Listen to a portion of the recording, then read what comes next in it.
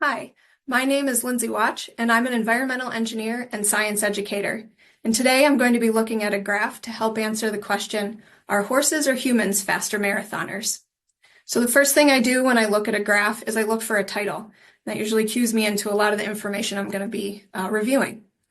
So here we see the title is Winning Times for Humans and Horses. Okay? So the next thing I do when I'm looking at a graph is I look at the X and Y axes. So we'll start with the X axis.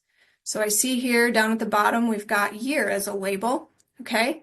So on the far left of the X axis, we see it starts at 1980 and the far right goes to 2020. But something I do notice is there's a couple points beyond that 2020. So maybe this is data that goes out to 2022 because I see two more dots beyond that. Okay. So then I can look at the y-axis. And so here I see time and it gives us a format and there's hours, minutes, seconds. All right. So at the bottom of the y-axis, I see we have 100. That tells me that's 1 hour is the race time. And then we move up and it's 1.5 hours. Okay, so these go by 30-minute increments all the way up to 3 hours. Okay, so between 1 and 3 hours are the race times that we're seeing between 1980 and maybe about 2022. So I might suggest the title could add a little more information. Maybe something like winning times for humans and horses over time, over a 40-year span between 1980 and 2020. You know, if you can add more of that information, that can often be helpful for viewers looking at a graph. So the next thing I would look at with a graph would be the legend. What are these dots telling me? And so here I see the legend, and we've got fastest horse time with a black dot, and then fastest human time with gray dots. Okay, so now I can look at the graph and I see those black dots and those gray dots.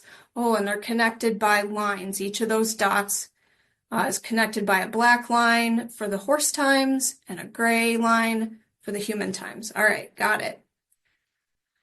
And then what I can do is, now that I've familiarized myself with the information on the axes and what the data points represent, I can kind of zoom out on this graph and look for any trends, patterns, peaks or valleys, or, interesting points that might call my attention to help answer my question. So something I might think is that the horse times have been increasing over the time in this graph, whereas human times may be a little increased, but not nearly as much. And you can also see that if you compare the black and the gray dot distances between these two lines. And so you can see there's a big difference in general. Here we've got a few outliers. But in general, there's a bigger gap between the gray and the black dots until maybe after the year 2000. Now you see there's a lot of overlap here between 2000 and 2010. Maybe the gap gets a little bigger again, but now it's closed again, and they're very similar at the end of the time scale here. So I would really be curious to see how the next 10 years or so those times pan out, because are we seeing some sort of reversal in who's faster?